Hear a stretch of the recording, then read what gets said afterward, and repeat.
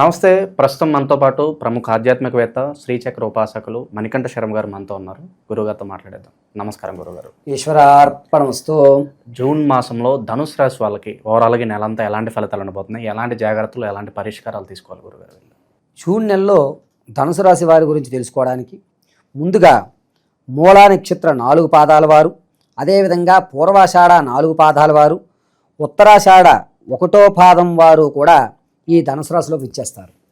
ధనుసు రాశి వారు వీరేమిటంటే మీరు చెయ్యాలనుకున్నటువంటి విధానం క్లియర్గా కనబడుతుంది, కానీ వెళ్ళేటువంటి మార్గంలో మసగబారడం అనేటువంటిది ఏర్పడుతూ ఉంటుంది. అంటే వెళ్ళేటువంటి దారి సరిగ్గా కనబడదు. అంటే ఆ దారిలో వెళ్ళేటప్పుడు ముళ్ళుంటాయా, పూలపాను ఉంటుందా, లేకపోతే రాళ్ళు ఉంటాయా అనేటువంటి సందిగ్ధంతో కూడుకుని మీరు ప్రయాణం చేయాలి. నాయనా నువ్వు అలా కాదు, ఈ విధంగా వెళ్ళు, నువ్వు సుఖప్రయాణం జరుగుతుంది అని చెప్పగలిగితే ఈ ధనుసు రాశి వారికి, అలా చెప్పగలిగితే వారు అనుకున్నటువంటి టార్గెట్ని ఖచ్చితంగా రీచ్ అయ్యేటువంటి అవకాశం ధనుసు రాశి ఎప్పుడు జరుగుతూనే ఉంటుంది. వీరి ఆలోచన ఎప్పుడూ ఉన్నతంగానే ఉంటుంది, కానీ ఆచరించడానికి ఆయువులు దొరకవు, అస్త్రాలు దొరకవు. అటువంటి అస్త్ర ప్రయోగాలు చేసుకోవడానికి మాత్రమే ఈ యొక్క వ్యవస్థ నడుస్తూ ఉంటుంది. ధనుసు రాశిలో ఉన్నటువంటి వారు ఎవరన్నా సరే, ఆడవారు కానీ మగవారు కానీ, జూన్ 8 తర్వాత నుంచి 22 వరకు అద్భుతమైనటువంటి అవకాశం, గోల్డెన్ ఛాన్స్ అని చెప్పచ్చు. వీరికి ఇప్పటి వరకు ఎప్పటి నుంచో చూస్తున్నటువంటి ఉద్యోగం కానీ, ఒక ప్యాషన్ కానీ ఉంటుంది చూసారా, దానికి సంబంధించిన అవకాశం కలుగుతుంది. దాన్ని వీరు అందిపుచ్చుకుంటే కనుక జాతకం మారుతుంది. ఇంకా ఆడవారు చాలా జాగ్రత్తగా మీ మాటని వదులుకోవాలి. మీ మాట ఎదుటి వ్యక్తి యొక్క మనసును గాయం చేసేటువంటి అవకాశం ఏర్పడుతుంది. ధనుసు రాశిలో విద్యార్థులు ఎవరైతే ఉంటారో వీరు నాకేంట్లే అన్నీ వచ్చేస్తాయి అన్న ఒక హైక్యూ లెవెల్ పెరగడం అనేటువంటిది ఏర్పడుతుంది. గురుస్థానం అనేటువంటిది కొంచెం స్థానం చెందడం వల్ల అతని యొక్క స్థితి మారుతుంది. అంతే తప్ప ఇదంతా కూడా భగవంతుడు నిన్ను కరుణిస్తున్నాడు అనేటువంటి సంకేతం మరిచిపోయి ప్రవర్తించడం. విద్యార్థులు, రాజకీయంలో ఉన్నవారు మీ మాట వల్ల ఎప్పటి వరకు మిమ్మల్ని ఎవరైతే గుర్తించలేదో ఆయనే ఉండాలి క్యాబినెట్లో, ఆయన వల్లే ఇన్ని అవుతాయి, ఆయన లేకపోతే మనం ఉండం అన్నటువంటి స్థాయి మారుతుంది. అయితే గర్భిణీ స్త్రీలు ఎవరైతే ఉంటారో వారికి సుఖప్రసవం జరుగుతుంది, ఎటువంటి ఇబ్బందులు కలగవు. వివాహంకి ఎవరైతే ప్రయత్నం చేస్తున్నారో వారికి మంచి అవకాశం.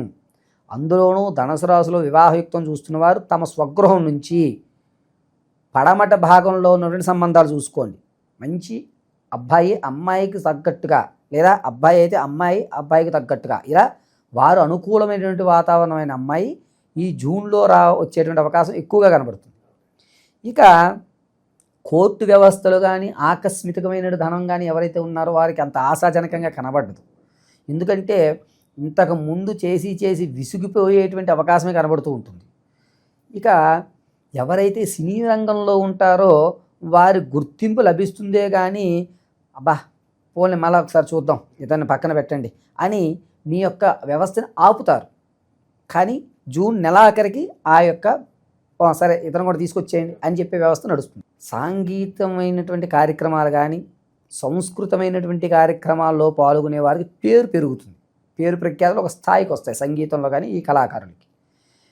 విద్యార్థుల్లో ఒక వ్యవస్థ రావడం వల్ల కాస్త ఒడిదుడుకులు అనేటువంటి ఏర్పడుతూనే ఉంటాయి. వారు కొంచెం జాగ్రత్త పడాలి. భూ సంబంధితమైన వారు కానీ, రియల్ ఎస్టేట్ కానీ, స్టాక్ మార్కెట్ కానీ, నూతన వ్యాపారం ప్రారంభం చేద్దాం అనుకున్న వారు కానీ జూన్ 8 తర్వాత శ్రీకారం చుట్టండి, మంచి అవకాశాలు ఏర్పడతాయి. తదనంతరము ఎవరైతే భార్యాభర్తల మధ్య కీచులాట ఇబ్బందులు ఉంటాయో వారు కొంచెం జాగ్రత్త వహించాలి. ఎందుకంటే నువ్వెంతంటే నువ్వెంత అనే మాట వదులుకోవడం వల్ల మధ్యలో పెద్ద మనుషులు వచ్చినా కూడా అది తెగదు అని చెప్పి వాళ్ళని వదిలేసేటువంటి అవకాశమే ఎక్కువ కనబడుతుంది. వీరు విదేశాలకు ఎవరైతే వెళ్దాం అనుకుంటున్నారో జూన్ 16 నుంచి చక్కగా ఏదన్నా శివాలయంలో చండీ ప్రదక్షిణ గావించి ఈశ్వరుడి దగ్గర తెల్లటి పుష్పం పెట్టి అప్పుడు మీరు విదేశానికి శ్రీకారం చుట్టండి. అంటే కొత్తగా వీసా అప్లై చేయడం అని కానీ, లేకపోతే పాస్పోర్ట్స్ కానీ అక్కడ ప్రయత్నాలు మొదలుపెట్టేవారిని ఈ టైంలో చేయండి. మంచి అవకాశం అందిపుచ్చుకునేటువంటి వ్యవస్థ నడుస్తుంది.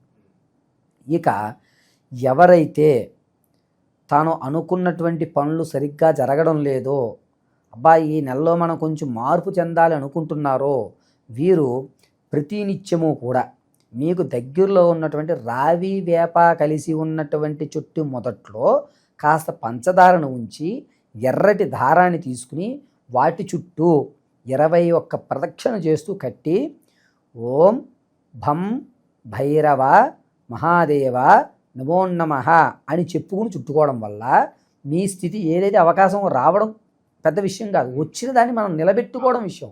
ఆ నిలబెట్టుకోవడానికి సాక్షాత్తు భైరవ స్వామి వారు మనకి రక్షగా ఉంటారని లెక్క. ఈ ప్రయోగం చేయడం వల్ల చక్కటి ఫలితాలు ప్రతినిత్యము చేయండి, చక్కటి ఫలితాలు అయితే మీకు లభిస్తాయి. ఇక ధనుసు రాశిలో ఉన్నటువంటి వారు ఒక స్థాయి అంటే నేను ఇప్పుడు ఉన్నదాన్ని మించి ఇంకొంచెం స్థాయిలోకి వెళదాం అనుకుంటున్నాము అనేటువంటి ఆలోచన ఉన్నటువంటి వారు జూలై తర్వాత ప్రయత్నాలు ఏవన్నా సరే. ఇప్పుడు మాత్రం అవకాశం మీ దగ్గరికి వస్తుంది. ఆ అవకాశం ఎప్పుడు నిలబెట్టుకోవాలి? జూలైలో నిలబడేటువంటి స్థిరత్వం ఏర్పడే అవకాశం చూద్దాం. సో ఆర్థిక స్థితిగతులు కూడా ఇంకొక నెల టైం పడుతుంది. ఒక నెల టైం పడుతుంది. బాగానే ఉంటుంది, అవకాశం వచ్చేస్తాయి.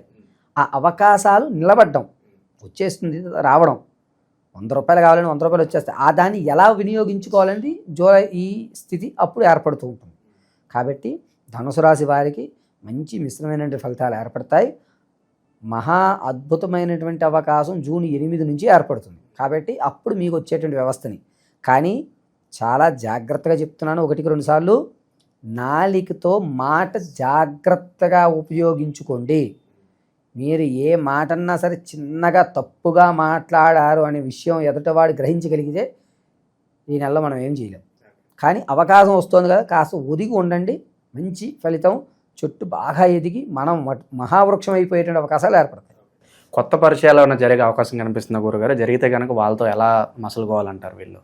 ధనుసు రాశి వారికి కొత్త ఫలితాలు అనేటువంటిది జూలై 20వ తారీఖు తర్వాత నుంచి ఏర్పడతాయి. వీరితోటి ఎప్పటిలాగే నాకు ఉన్నటువంటి ప్రతి విషయాన్ని కూడా షేర్ చేసుకుందాం అనేటువంటివి చేయకండి.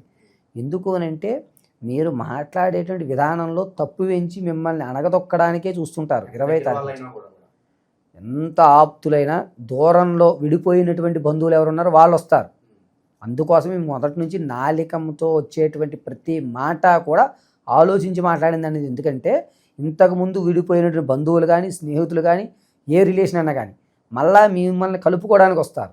కలుపుకోవడానికి వచ్చాడు కదా అని చెప్పి జరిగినటువంటి విషయాలన్నీ అతను చెప్పడం వల్ల మళ్ళీ మనల్ని బ్లాక్మెయిల్ చేసేటువంటి అవకాశం ఏర్పడుతుంది. అందుకనే మాట చాలా క్లియర్గా స్పష్టంగా మాట్లాడుకోండి తప్ప ఒక్క అక్షరం కూడా దొల్లకుండా చూసుకోండి. సరైన నిర్ణయాలు సరైన సమయంలో తీసుకుంటేనే వాటికి ఉపయోగం కదా. సరైన నిర్ణయాలు తీసుకోగలుగుతారు మరి వీళ్ళు సరైన నిర్ణయం తీసుకోవడానికి, ఆ మాట దొరలకుండా ఉండడానికి ప్రతినిత్యము కూడా కొబ్బరి నూనెతో 5 రకాల ఒత్తులతో దీపారాధన చేయాలి. అది కూడా వెంకటేశ్వర స్వామి వారి అభిముఖంగా దీపారాధన చేయడం చాలా మంచిది. ఒకవేళ అలా దీపారాధన చేయడానికి కుదరడం లేదండి అనుకున్నవారు 2 తులసి దళాలు తీసుకుని కళ్ళకద్దుకుని నీళ్ళల్లో ఉంచి గోవిందనామస్మరణలు కానీ ఖచ్చితంగా లేదా నృసింహ మహామంత్రాన్ని కానీ చెప్పుకొని ఆ నీటిని వీరు స్వీకరించేయడం వల్ల మీరు అనుకున్న పనులు అవుతాయి. మీ యొక్క మాట దొరలకుండాను, అదేవిధంగా వచ్చిన అవకాశాన్ని నిలబెట్టుకోవడానికి, అదేవిధంగా వచ్చినటువంటి దూర స్నేహితులు ఎవరైతే ఉన్నారో వాళ్ళతో మనం జాగ్రత్తగా ఉండడానికి ఈ పరిహారాలు సరిపోతాయి. ప్రస్తుతం ఉన్న గ్రహస్థితి బట్టి ధనుసు రాశి వాళ్ళకి ఎలాంటి దైవారాధన విషయంలో ఎలాంటి రెమెడీస్ అవసరం గురుగారు వీళ్ళకి? ధనుసు రాశి వారు ఈ నెలంతా కూడా నారాయణ్ణి ధ్యానించడమే ప్రధానమైన విషయం. ఎప్పుడైతే నారాయణ రక్షిస్తున్నారో మాట, స్థితి, జ్ఞానము, బుద్ధి అన్నీ కూడా ఏకత్వంలో ఏర్పడుతూ ఉంటాయి. గోవిందనామస్మరణ లేదా నమో నారాయణాయ నమః అని కానీ, లేదంటే కనుక మీకు తెలిసిన నృసింహాయ నమః అనేటువంటిది కానీ చెప్పడం చాలా మంచిది. సో ఓవరాల్గా ఈ జూన్ నెలలో ధనుసు రాశి వారు ఎలాంటి జాగ్రత్తలు తీసుకోవాలి, ఎలాంటి రెమెడీస్ చేసుకోవాలి, మీ మాటలో చాలా బాగా వివరించారు గురుగారు. ధన్యవాదాలు. ఈశ్వరీయ అర్పణమస్తు.